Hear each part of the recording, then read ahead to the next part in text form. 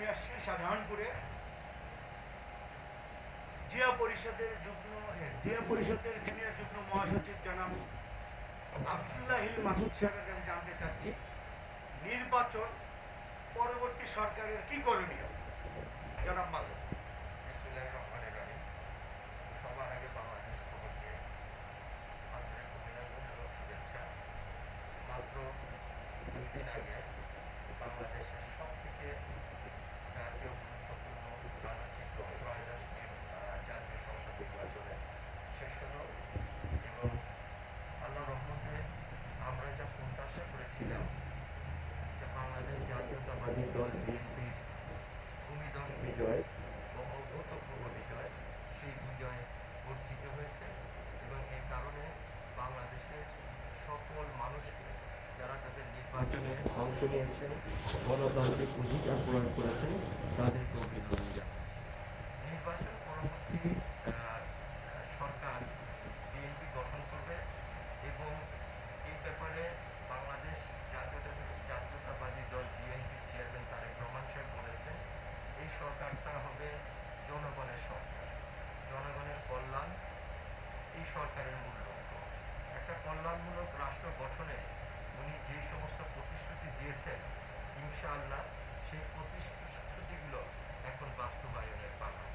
আমরা আশা করি যে জনগণ আমাদের উপর যে ভোট প্রয়োগ করেছে, আমরা জনগণের আস্থা অর্জন করেছি এবং বিগত 5 বছর জনগণকে নিয়ে এই দেশ শাসন করা হবে এবং তাদের যে সমস্ত অধিকার, যে সমস্ত প্রতিশ্রুতি, যে সমস্ত কর্মকাণ্ডের মাধ্যমে রাষ্ট্র এবং রাষ্ট্রের জনগণ উপকৃত হবে, সেই কর্মকাণ্ডগুলো বাংলাদেশে প্রথমবারের নির্বাচিত প্রধানমন্ত্রী হবেন তারেক রহমান সাহেব।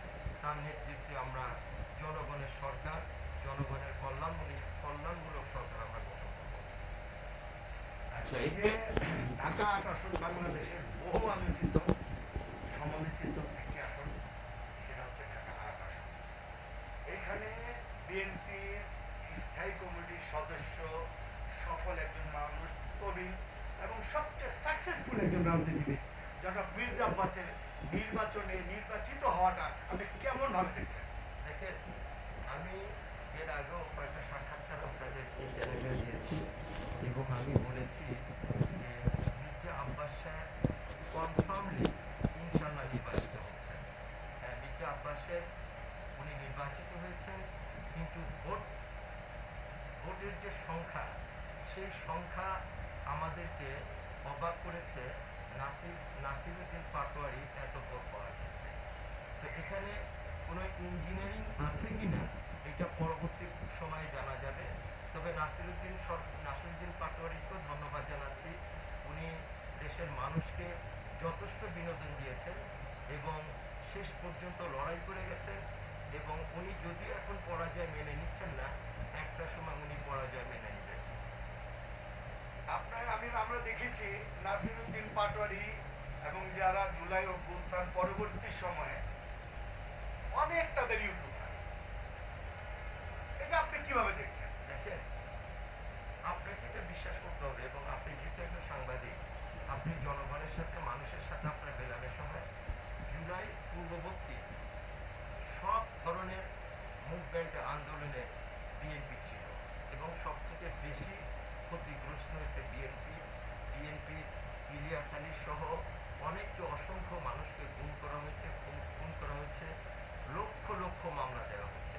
তো 5ই আগস্টের পরবর্তীকালে যারা নিজেদেরকে 5ই আগস্টের যোদ্ধা হিসাবে নিজেদেরকে সামনে নিয়ে এসেছেন, যারা 5ই আগস্টের পূর্বে সব ধরনের আন্দোলনে জড়িত ছিলেন, নিগৃহীত ছিলেন, তাদেরকে তারা অস্বীকার করার চেষ্টা করেছে এবং 5ই আগস্টের পরে যারা আপনার অন্তর্বর্তীকালীন সরকারের সাথে ছিলেন, তাদের অনেকের বিরুদ্ধে দুর্নীতির অভিযোগ উঠেছে এবং কারো টিএসকে বিদেশ গমন নিষেধাজ্ঞা জারি করা হয়েছে এবং আমরা জানি এবং শুনেছি আপনার অনেকের একটা স্বাদ ছিল, এখন তাদের অর্থের যে পরিমাণ সেটা আমাদেরকে অবাক করে।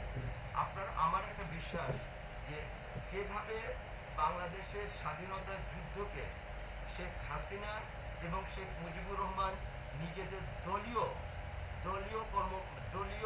হিসাবে তারা স্বীকৃতি দেওয়ার চেষ্টা করেছে, সাধারণ মুক্তিযোদ্ধাদেরকে অবজ্ঞ করেছে। আপনি যদি হিসাব করে দেখেন, বাংলাদেশে মুক্তিযোদ্ধার মধ্যে বিএনপিতে সংখ্যা সব থেকে বেশি।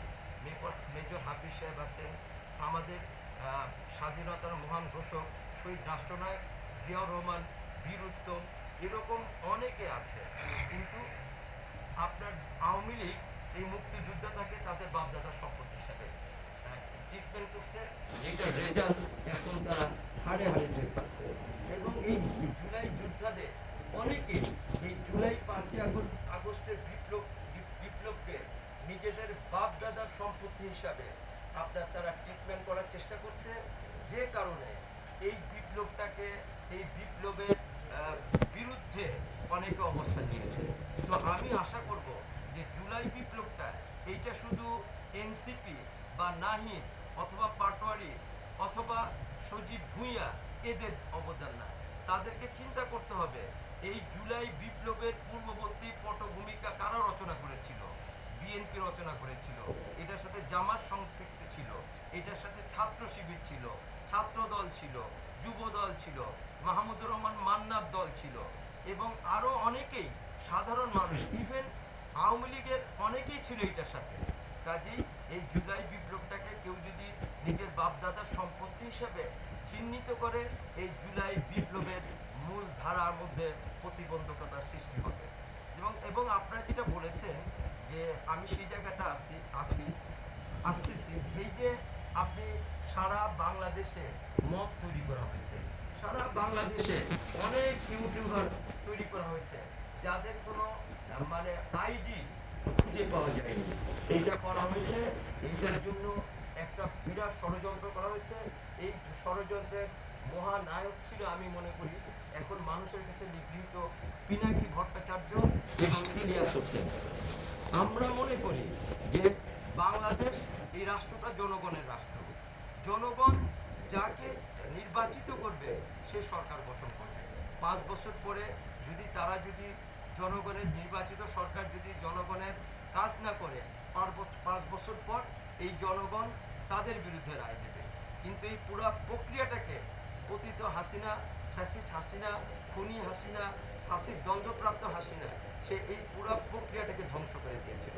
যাই হোক, মহান রব্বুল আলামিনের কৃপায় আমরা 5ই আগস্ট পরবর্তী জনগণের সরকার প্রতিষ্ঠার জন্য প্রক্রিয়া শুরু হয়ে গেছে, এবং আমরা আশা করব যে ইনশাআল্লাহ এই সরকার হবে গণমানুষের সরকার, এই সরকার হবে কৃষকদের সরকার, এই সরকার হবে নারীর ক্ষমতায়নের সরকার, এই সরকার হবে যুবকদের বেকারত্ব সংখ্যা হ্রাসকরণের সরকার, এই সরকার হবে মৌলিক অধিকার, সংবাদপত্রের স্বাধীনতা, এইগুলিকে এই সরকার সম্মান দেবে। আমি এই প্রত্যাশা ব্যক্ত করছি। আরেকটা জিনিস আমি জানতে চাচ্ছি, আপনি বীর মুক্তিযোদ্ধা বললেন যে জাতীয়তাবাদী দলের মধ্যে বেশি। আপনার এই জাতীয়তাবাদী দল থেকে জনাব অলি আহমেদ সাহেব, আখতারুজ্জামান সাহেব, ওনারা বের হয়ে আলাদা আলাদা দল করেন। শেষে নির্বাচনের আগে আপনি জামাত ইসলামে গিয়ে তারা জয়েন করেন ঐক্যের সাথে, 11 দলীয় ঐক্য জোটের সাথে। আপনি এটা একজন নাগরিক হিসেবে এবং আপনি জিয়া পরিষদের একজন যুগ্ম মহাসচিব হিসেবে আপনি এটা কিভাবে দেখছেন? এটা কি ভালো দিক নাকি কি?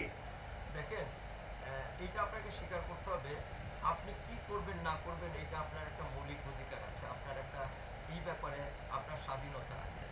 তারা মুক্তিযুদ্ধে ছিল, মুক্তিযুদ্ধে অংশগ্রহণ করেছে, মুক্তিযুদ্ধ পরবর্তী আপনার জামাতে যোগদানের আগে তাদের অবস্থান কি ছিল এটা আপনিও জানেন, আমিও জানি।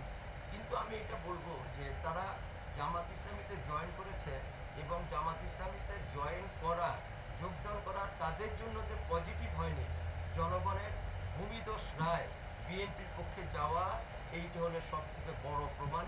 তাদের এই অংশগ্রহণ জামাতে যোগদানে জনগণ ভালোভাবে নেয়। জনাব আব্দুল্লাহিল মাসুদ, নতুন সরকারে আপনাদের জাতীয়তাবাদী দল নতুন সরকার গঠন করবে। আমাদের সবার আগে বাংলাদেশ খবর থেকে আপনাকে অভিনন্দন, আপনাদের নতুন সরকারকে অভিনন্দন। ধন্যবাদ আপনাকে। আপনাকেও ধন্যবাদ। শুধু আমি এতটুকু বলবো যে জনগণের প্রত্যাশা পূরণে আমরা যারা বিএনপি আছি, বিএনপির সহযোগী অঙ্গ সহযোগী সংগঠনে আছি, আমাদেরকে অনেক কাজ করতে হবে, অনেক সাফার করতে হবে। কারণ আমাদের যদি আমরা ব্যর্থ হই, তাইলে এই ব্যর্থতার দায় আমাদেরকে নিতে হবে। এই জন্য আমি প্রত্যাশা করব, আমরা যারা বিএনপির সাথে সম্পৃক্ত আছি, অঙ্গ সহযোগী সংগঠনের সাথে সম্পৃক্ত আছি, আমরা শান্তিপূর্ণভাবে জনগণের পক্ষে দাঁড়াবো। এমন কোনো কাজ করব না যেই কাজের ক্ষেত্রে তারেক রহমান সাহেব সমালোচিত হয়, বিএনপি সমালোচিত হয় এবং অঙ্গ সহযোগী